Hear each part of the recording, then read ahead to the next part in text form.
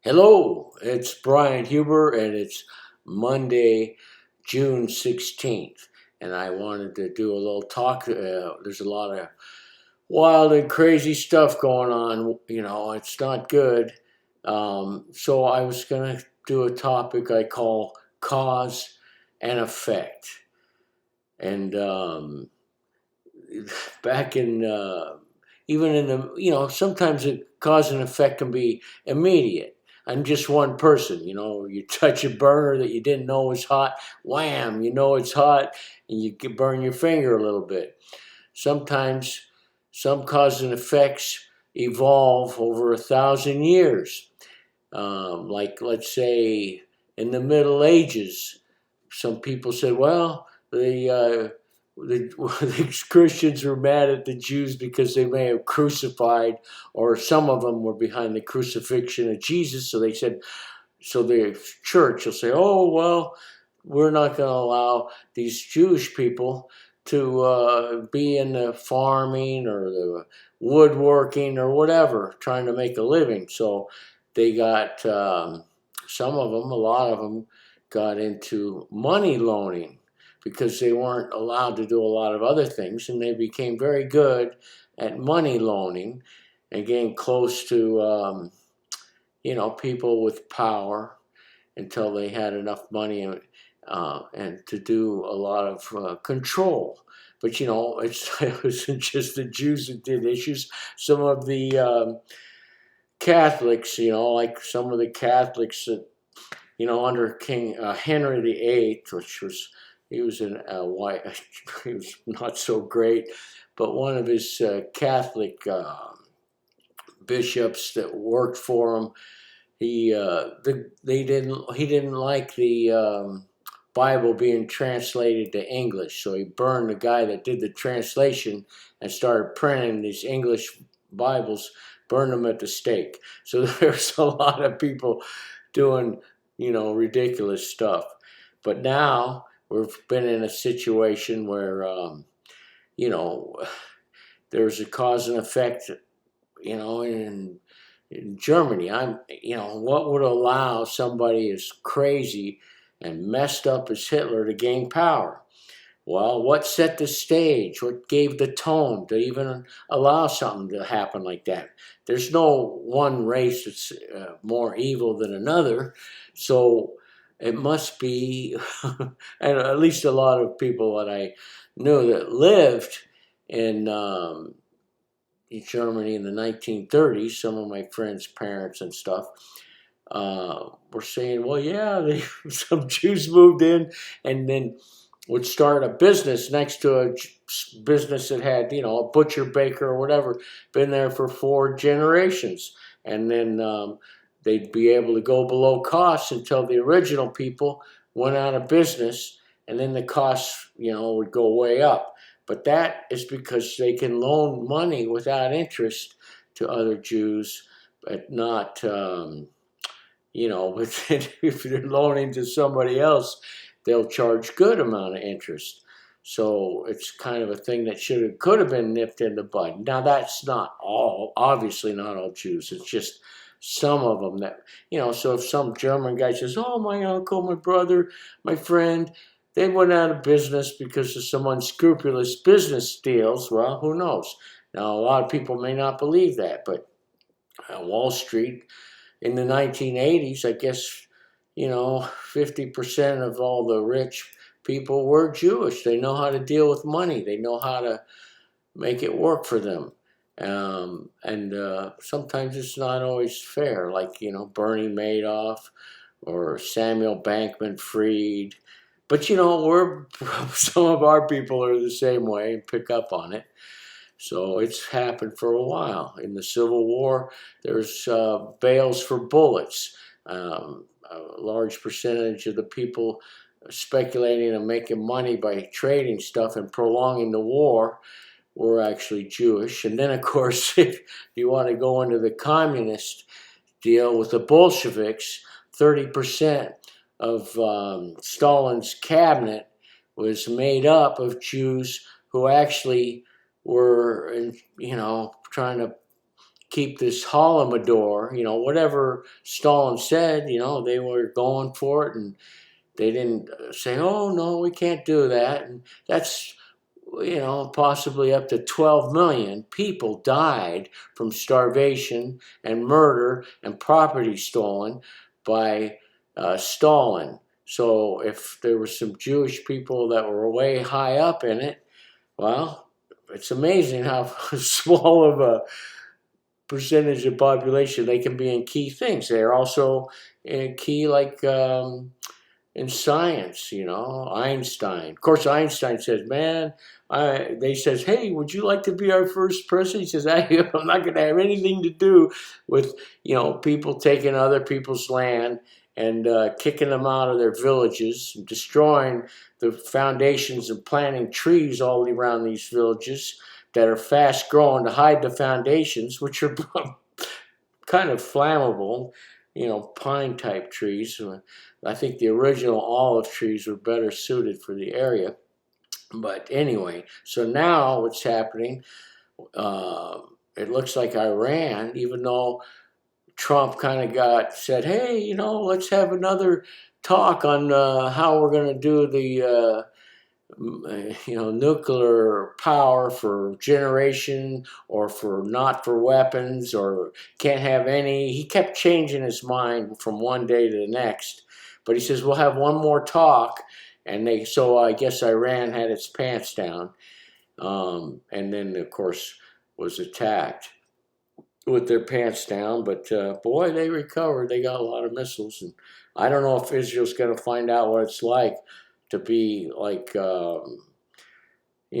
Gaza, but it would take a while. They'd have to be pounded for a while. But I don't know if the U.S. will allow that. But then Russia, and of course Pakistan. Pakistan says, well, because the Samson option, if Israel decides to nuke Tehran, then Pakistan says, well, we'll nuke, Tel Aviv or whatever. So it's not a good thing.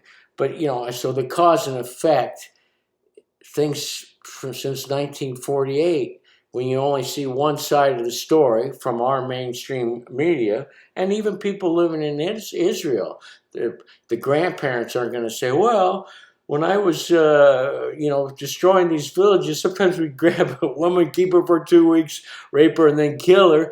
You think some grandfather's going to tell the grandkid that? They're going to say, no, we were starting farms and trying to be wonderful, and they just were horrible terrorists, and they did do some terrorist stuff, but it was kind of a reaction, from getting your homes taken and kicked out and murdered. So that's what happens, and then there's been a lot of lies since then. And like when I was, I finally joined the Navy in '79. So in 1982, Reagan was in, and he says, "Well, we'll put some Marines for peacekeeping in Lebanon and Beirut," and that was just after Israel. There's a lot of people that think that some of the massacres, between 700 and 3,500 Palestinians, some women and children in a refugee camp, were slaughtered. But it wasn't whether it was something that there was other forces and they just allowed it to happen with different militias going in there. I'm not sure, but one of the aides to Reagan says, it's a very bad idea to have our Marines there in the barracks. And then, of course, the suicide bombers went in with the truck and blew up the barracks. And from what I heard at the time, I thought, oh my God, these people are crazy. But you never really get the whole story. It's not objective. Nobody said much about 700 to 3,500 women and children of Palestinian refugees being killed and other neighborhoods being attacked. So I'm not sure if Netanyahu's true colors are coming out or what. I mean, there's some good people in Israel, but most of them, if they've seen the terrorism and their grandparents didn't tell them what they did, or You know, some of them have a conscience, some of them don't. And the people with conscience, you know, move on after this life. People without a conscience are going to have some difficulties. But anyway, so I'm not sure how long it's going to go, but Iran was caught with its pants down, but Israel didn't realize how many missiles they have. And Trump, he's pretty much two-faced, fork-tongued. I did when I put $250 towards Jill Stein's campaign, but then she put something on my, because she's anti-war, but she put something on my internet, you know, because I contributed to it, and she was ready for more open borders, and she's also was going to be easy on crime. But now Trump, and he's like, it's not just closing the border and stopping criminals and trying to fight, you know, the drug cartels and the trafficking. He's going after people that have their PhD, that have a green card and aren't doing anything except free speech. You know, so no wonder there's a, you know, he's just like says one thing and doesn't do what he says, and then he's flip-flopped back and forth so many times. He said he was for peace and that he was going to stop the war in you know, Ukraine, and the day before he gets into office, which is untrue. And you know, we have a problem. This cause and effect is destroying our national security, and the cause pretty much is a lot of it from the CIA and the Pentagon, because there's big money. There's a lot of resources in Russia, and I guess, you know, in the Middle East too, especially Iran. I mean, we caused a coup in 1953 at the behest, you know, of the predecessor to, you know, the petroleum company. It was Aramco. And then it was a British Petroleum, but it's, you know, Aramco, Arabian, Aryan, whatever, working together. So when they had elected officials, they says, you know what, we're not going to just let you use and set up all this equipment and then give us, you know, pennies on the dollar, and you know, we want to nationalize it. So we didn't like it. The English didn't like it. And then we installed the Shah, and then after 24 years or whatever, from 53 to 79, they went ahead and had an uprising and overthrew the Shah. The Shah had killing squads and stuff, but he also had, you know, some good things, you know, or women, but, you know, it didn't have to wear stuff. And the women were getting ready to go to work the next day, and the people out on the street says, oh, the police says you got to be covered up. But now it's kind of, it's not anything like Afghanistan. There's a lot of women a lot of times not wearing the headscarves. Now the one girl, I don't know why, but she died, and she may have had a medical issue, but it was definitely politicized. The thing is, Iran isn't any.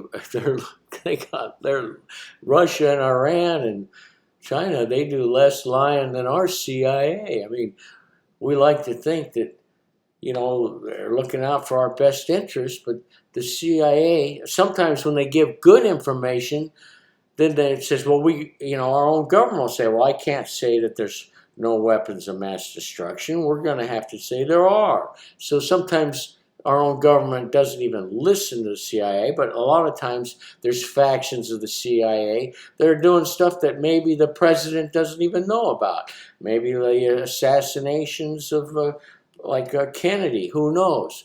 But that was a mess. And Johnson had lots of stock in the helicopter companies. You know, he was making money. He liked to get the war. And, you know, he was helping people as far as getting them dependent. And then when the war starts, the best program, which was Project Head Start, to get people educated, he reduces that, but he still keeps the other one so that people are dependent and will vote for him. So really, you're not helping people up with education. And I think that's one of the cause and effects that's messed up. Having education based on local taxes when a poor area is the tax base is not going to provide that good of schools is stupid. And then to all the tariffs, thinking that we're going to all of a sudden have industry. How come we don't have, you know, the guy that has that movie, the series, Dirty Jobs? You know, he should be the head of education, auto shop, wood shop, metal shop, engineering, nursing, agricultural studies in high school, and get people going so that we can get the manufacturing base. And if you want to cut imports from China, instead of putting a tariff so the Americans have to pay for it, say, oh, well, we can't accept ships that aren't burning either natural gas or a combination of natural gas and diesel to make steam or whatever they're doing instead of bunker fuel. That would slow down, and that would help them increase their making cleaner ships. So, you know, but to put tariffs on everything, but to have the cleaner ships, it would slow down until the ships caught up, but we would catch up with our own people doing stuff here and maybe not need as much imports. So we got to have our own manufacturing base starting to ramp up a little before you put the tariffs. And then, so I feel bad that, you know, I certainly wasn't going to vote for Biden. He's a murderer. He needs to be in jail. And now it looks like Trump should be in the same cell with him, along with all of the Congress and Senate, other than a few people like Massey and, you know, there's a few of them that are Kucinich and Rand Paul, and they're just scattered so thinly. Even and Rashida Tlaib, she's sharp, and the one lady that he called Pocahontas, she's pretty sharp too. And we got these idiots that are accepting so much money, millions of dollars, that they don't care about their constituents. They just want to keep the money in and make a good sound bite, and that's what. Trump is. He's a big soundbite, but he's a forked tongue soundbite. He's not for our country. He's for his own power, for his own family, and oh my God. But anyway, well, I guess even though Iran had its pants down a little, I think Israel's finding out they're a little tougher cookie than they at first thought, and you know, if the rubble comes down, I don't know. Maybe it'll humble them a little bit. But like I said, the lady I gave $250, she's Jewish. Max Blumenthal's Jewish. Savvy Sabs, I think, is Jewish. So there's a lot of Jewish people that don't want war. It's just mostly the ones in Israel, because some of the guys in Israel, a school teacher, they were throwing him in jail because he said something that just didn't fit perfectly the narrative. So it's not a democratic society over there, and it never really was, unless you were Jews. But now it's not for anybody with common sense. It says we don't need to be in the war. We could destroy ourselves over there, and they're not listening to them, and they're Jewish themselves. So it's you know, we still got to put each other in each other's shoes and try to have diplomacy, because that's the only way out of it. But it might take a bit before Israel. I mean, the United States has vetoed every single time we want to have some kind of ceasefire. The United States vetoes it. So, yeah, cause and effect. But there's cause and effect. Like South Africa, yeah, there's people being murdered on the farms. But 1,000 isn't, you know, because we know there's more than 60,000 dead in Gaza. The rubble has 80% of them. Most people think it's 180 to 200,000. But then look at the number dead for the Ukrainians. Who started it? Well, the United States had 3 Wuhan-like institutes in Ukraine trying to figure out what kind of germ would be good for killing Russians. I mean, no wonder the CIA and the Pentagon is just, they've got some groups in there that need to be cleaned out. No wonder Russia says, you know, there's a red line, and you guys have been passing it. And there's right there in 1992 when Gorbachev says, look, NATO, we can't have it move 1 inch to the east, but I'm giving up all these countries. He knew if people don't want to live under that type of communism. And Gorbachev was an open, honest guy, and he let people make their own decisions. So a lot of the USSR broke up, and then what was left was Russia. But then I have no idea how not Brezhnev, but the one before him, gave away part of Ukraine back. He probably felt guilty about the Holodomor and gave Eastern Ukraine back to Ukraine. That caused a lot of problems. Khrushchev, because you know when there was a Russian speaking, so they had the ultra nationalist. We were stirring stuff up, trying to create. I mean, our CIA operations are trying to create civil war and building up opposing people, and so when we do that, we got some ultra nationalists that killed about 20,000, 15 to 23,000 Russian-speaking Ukrainians. And we overthrew Yanukovych. He was elected. And then, so finally, you know, that was Victoria Nuland. She still speaks at one of the university, the same one Jeffrey Sachs speaks at. But, you know, as a orator at or whatever. But anyway, it was really insane. We overthrew an elected official again. We did it in '53 in Iran, and we did it in Ukraine. And if any, you know, we don't want to create more Ukraine. So that's 1.5 million dead Ukrainians, and it's not, you know, it didn't have to happen.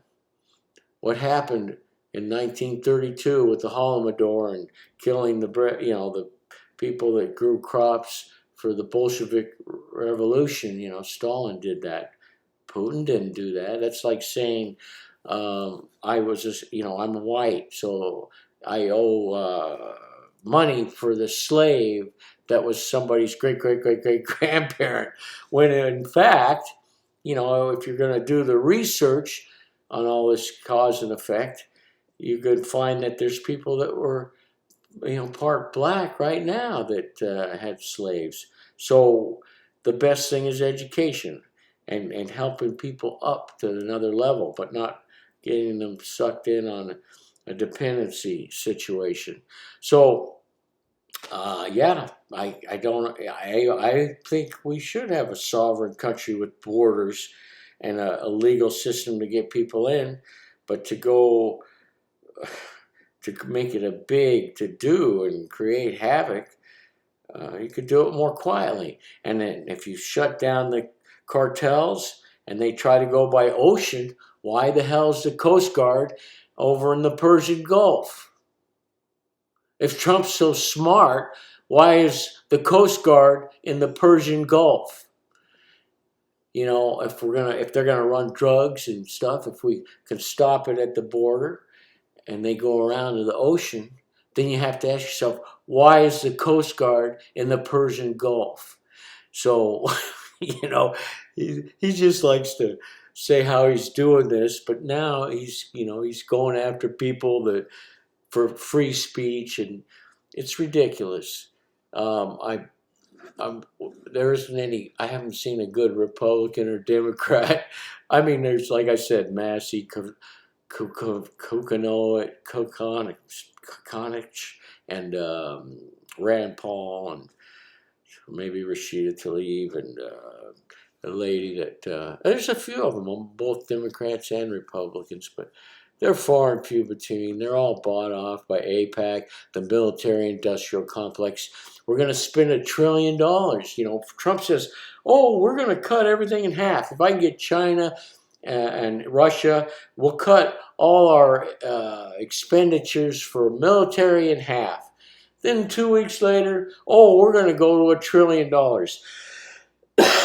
And then the same thing with the Iranians. "Oh, you can produce 3% enriched uranium.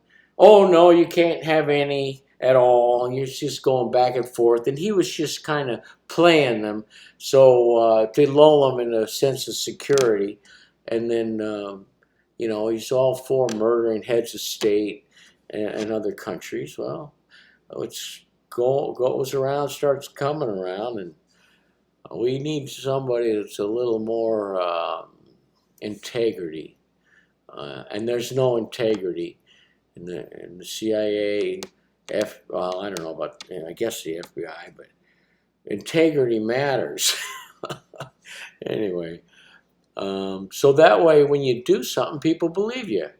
The Russians he's been flip-flopping and so much. "Oh, I'm going to stop the war in Ukraine. No, I'm not. I'm going to support this. I'm not going to support that." He's flip-flopping.